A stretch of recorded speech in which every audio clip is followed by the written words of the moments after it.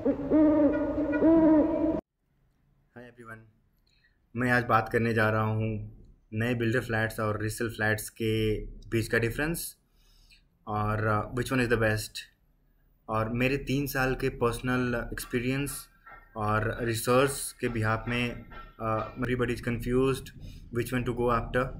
Okay, so starting with नए builder flats, I think one of the main advantages of going after new builder flats is की आपका emotion strong होता है इस चीज़ को लेकर, right. It has some emotional value कि नया फ्लैट मिल रहा होगा, राइट। हम ऐसे प्लान करेंगे, वैसे प्लान करेंगे, ओके।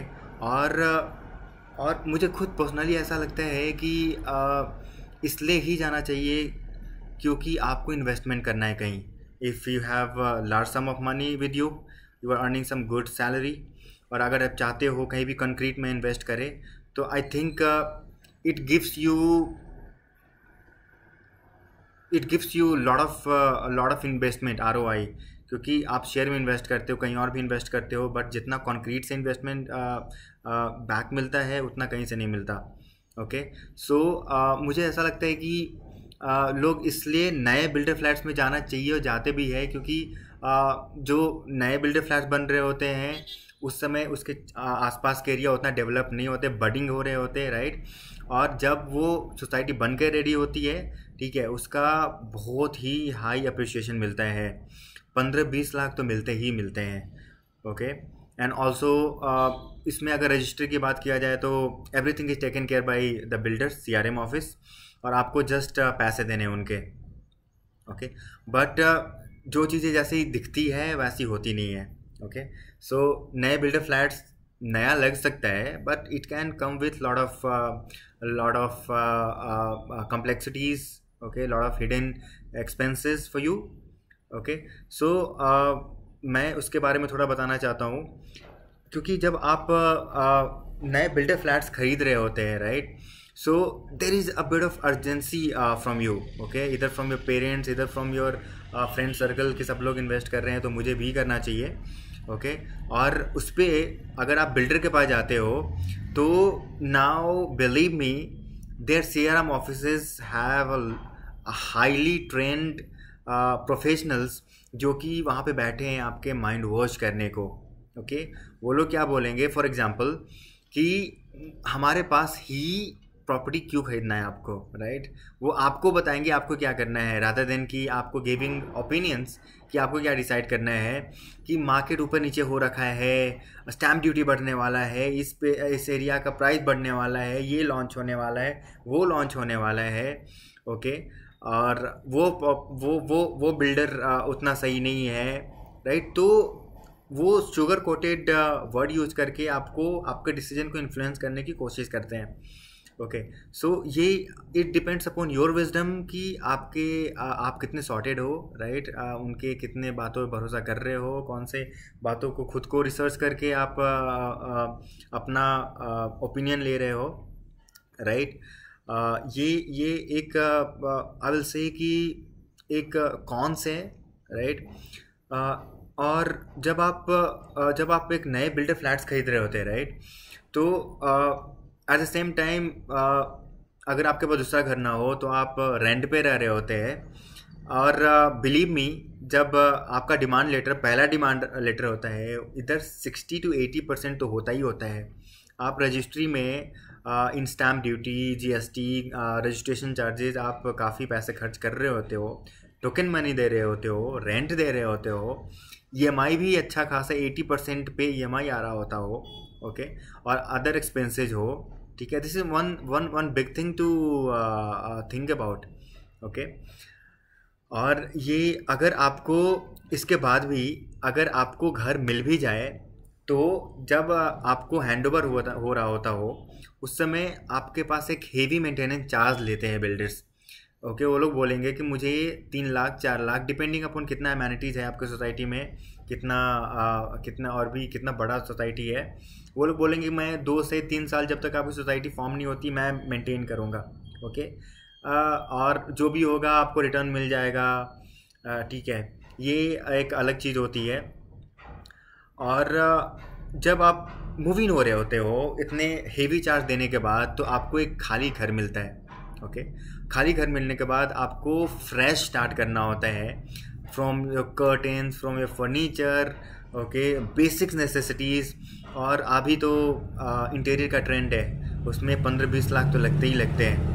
ओके, so मुझे ऐसा लगता है कि जब आप मूविंग कर रहे होते हो तो आपके pocket, it is quite heavy in your on your pocket, right. So ये एक चीज़ है। और अगर एक दूसरा कॉन्स मुझे ये लगता है कि जब आप मूव इन कर जाते हो इतने पैसे देने के बाद भी, नाउ आपको CRM ऑफिसेस के चक्कर काटने पड़ सकते हैं, क्योंकि every society has some form of manufactural defects, right. Leakage के फॉर्म में, कुछ पार्किंग के फॉर्म में आपके पार्किंग के इश्यूज है, लीकेज के इश्यूज है, राइट। कुछ आपके सर्टिफिकेट के इश्यूज है, डॉक्यूमेंटेशन के इश्यूज है, आपके रिफ़ंड के इश्यूज है। बहुत सारे इश्यूज हैं जो कि वो लोग तो काफ़ी बिजी रहते हैं नए नए कस्टमर्स को शुगर कोट करने में। तो आपको आपका जो काम है उसमें काफ़ी डिले हो सकता है। और अलग फैक्ट ये है कि at this point of time all of your documents are in air, either it is with the government or with the builders or with the bank। बहुत कम ही डॉक्यूमेंट आपके हाथ में रहेंगे उस समय, राइट, जो कि आपके अपने घर को अपना प्रूव कर सके। ओके, सो आई थिंक इतना काफ़ी था नए बिल्डर्स फ्लैट्स के बारे में। Now let's talk about why you should go for resale flats. अगर आप रीसेल फ्लैट्स के बारे में के पीछे जा रहे हो, I think you have been emotionally mature. आप इमोशनल हर्डल को पार कर चुके हो। ओके, एंड अभी क्या है कि जब आप नए बिल्डर फ्लैट छोड़ के रीसेल फ्लैट्स में जा रहे हो, तो वो सोसाइटी बनी हुई है, वो घर बना हुआ है, लोग ऑलरेडी रह रहे हैं। ओके, तो आपका जो भी एस्पिरेशन है, from direction point of view, vastu point of view, okay, ventilation point of view, sunlight जो भी उसका पॉइंट ऑफ व्यू को लेके, सोसाइटी पॉइंट ऑफ व्यू को लेके, फ्रॉम योर फर्स्ट डे आप अपने आप को पिक्चराइज कर सकते हो कि जब मैं इस घर में रह रहा हूँगा तो how will it be, right.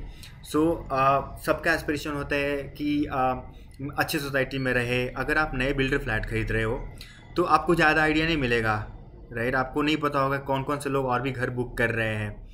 अभी आपको कंप्लीट अगर 3-4 बार आप विजिट करें तो आपका सोसाइटी के बारे में कंप्लीट ओवरव्यू मिलेगा।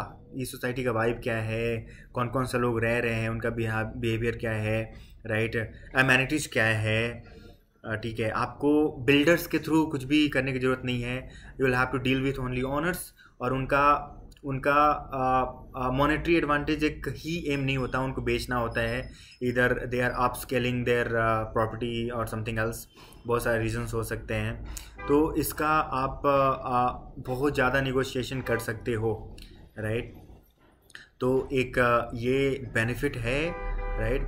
और बहुत कम लोगों को पता है कि रीसेल फ्लैट्स पे बैंक्स बहुत सारे ऑफर्स दे रही होती है और उनका इंटरेस्ट रेट, मुझे ऐसा लगता है कि एक बहुत बड़ा एडवांटेज ये है रीसेल फ्लैट का, क्योंकि जब आप वो रजिस्टर करा रहे होते हो तो कोई भी आप सडन चार्जेस नहीं होते हैं। सारे जो भी एक्सपेंसेज है आपके कैलकुलेशंस में ही बैठते हैं, स्टार्टिंग फ्रॉम कितना आपके पास सेविंग है, कितने ऑनर्स को देने हैं, बैंक से कितने लेने हैं, EMI कितना कटेगा, और भी मेरे इंश्योरेंसेस प्रीमियम कितने आएंगे ओवर द ईयर, राइट। तो आप बजट के अकॉर्डिंग ये प्लान कर सकते हो, राइट। सो दूसरा एडवांटेज ये है कि आपके पास ऑप्शंस है। आप एम्प्टी फ्लैट्स, ब्लैंक फ्लैट्स के पीछे जा सकते हो और इंटीरियर फ्लैट्स के पीछे जा सकते हो। सो जो इंटीरियर वाले फ्लैट्स है, जो सपोज़ अगर फर्स्ट ऑनर ने 20 लाख में कराया है, तो आपको वो same interior cost flat cost में आ जाता है, जो कि काफ़ी कम होता है, राइट। और गिवन द फैक्ट कि आप लॉन्ग टर्म प्लानिंग कर चुके हो इस घर में स्टे करने को, राइट, तो इंटीरियर एक बड़ा एडवांटेज होता है यहाँ पे।